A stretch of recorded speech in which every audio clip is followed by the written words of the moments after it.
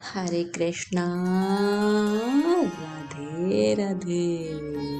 आप सभी का स्वागत है मेरे YouTube चैनल श्री राधा माधव रसामृत में। आज के वीडियो में हम वैशाख मास महत्तम के अध्याय 25 का पाठ करेंगे। तो आइए इस कथा को शुरू करते हैं। पर शुरुआत करेंगे हम हमारे गणपति जी की वंदना से। 3 लोक 14 भुवन तेरी जय जयकार, हे गणपति गण देवता हर लो दुख अपार। बोलो गणेश महाराज की जय। अब हम गुरु को प्रणाम करेंगे। सुआरथ के सब मित्र पग पग विपद बढ़ाए, पीपा गुरु उपदेश बिनु साँच न जान्यो जाए। बोलो गुरु महाराज की जय। वैशाख के ठाकुर की जय। कथा इस प्रकार है। तब व्याध कहने लगा कि हे मुने, पूर्ण भोग वाले मनुष्य की मुक्ति कब होती है? सृष्टि काल में या अंत काल अथवा स्थिति काल में? सृष्टि की स्थिति तथा संसार काल की मर्यादा कितनी है? शंख बोले, 4 सहस्त्र युगों का ब्रह्मा का एक दिन और इतनी ही रात्रि होती है। इस प्रकार दिन रात मिलाकर ब्रह्मा का एक अहोरात्र होता है। 15 अहोरात्र एक पक्ष और 2 पक्षों का एक मास होता है। 2 मास की एक ऋतु, 3 ऋतुओं का एक अयन और 2 अयन का एक वर्ष होता है। इसी प्रकार ब्रह्मा जी के 100 वर्षों का एक ब्रह्मकल्प होता है। इसी को वेद के जानने वाले प्रलय का समय कहते हैं। प्रलय 3 प्रकार की होती है। एक मानव प्रलय जिसमें मनुष्यों का अंत होता है, दूसरी दैनंदिनी प्रलय और तीसरी ब्रह्म प्रलय। ब्रह्मा जी के एक मुहूर्त में एक मनु की प्रलय होती है। इसी प्रकार जब 14 मनु हो जाते हैं तब एक दैनंदिनी प्रलय होती है। मनवंतर प्रलय में पृथ्वी, आकाश और पाताल तीनों लोकों का प्रलय हो जाता है। परंतु इस मनवंतर प्रलय में चैतन्य जीवों का ही नाश होता है, किंतु लोकों के स्वरूप का नाश नहीं होता।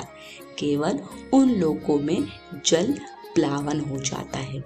फिर मनवंतर के अंत में चैतन्य जीवों की पुनः उत्पत्ति हो जाती है। लेकिन दैनंदिनी प्रलय में लोक और लोकस्थ सबका नाश हो जाता है। सिर्फ एक सत्य लोक ही रह जाता है। ब्रह्मा जी के शयन करने पर चैतन्य अधिभूतों सहित सबका नाश हो जाता है। कोई कोई तत्वाभिमानी देवता और मुनि बचे रहते हैं।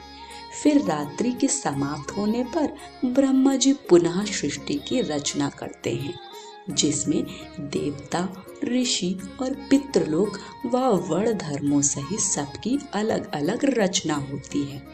भगवान विष्णु नियम पूर्वक 10 अवतार धारण करते हैं और अन्यान्य देवता ऋषि कल्प के पश्चात ब्रह्मा जी के द्वारा फिर सो जाते हैं। जो ब्रह्मा जी के साथ ही मुक्ति पाने वाले हैं वे सब राजा, साधु और सिद्धि ब्रह्मलोक में रहने वाले हैं। वे सत्यलोक में ही रहते हैं, यहाँ नहीं आते। और जो उस राशि पर जाने वाले उसी नाम से श्रुति में तथा रीति में स्थिति हैं, वे फिर जाते हैं। अपने अपने कर्म करता अपने अपने गोत्रों में जन्म लेते हैं। जब कलयुग समाप्त हो जाता है और सब दैत्यों का नाश हो जाता है, तब वे भी कलयुग सहित अपनी गति को जाते हैं। वे अपने कर्मानुसार वैसे ही कर्म करने वाले होते हैं। शंख कहने लगे कि हे व्याध, अब मैं तेरे सामने सृष्टि काल और मुक्ति काल का वर्णन करता हूँ। भगवान का एक निमेष, आंख झपकना ब्रह्मा जी के एक कल्प के बराबर होता है। उतना ही समय पलक का खुलना, निमेष के अंत में उन्हें अपने कुक्षिस्थ लोकों की रचना की इच्छा होती है। तब सब लोगों और सब जीव समूहों को अपने उदर में रखता है। उनमें से कितने ही सृजन योग्य, कितने ही मुक्ति और कितने ही ऐसे होते हैं जिनका लिंग देह छूट गया है।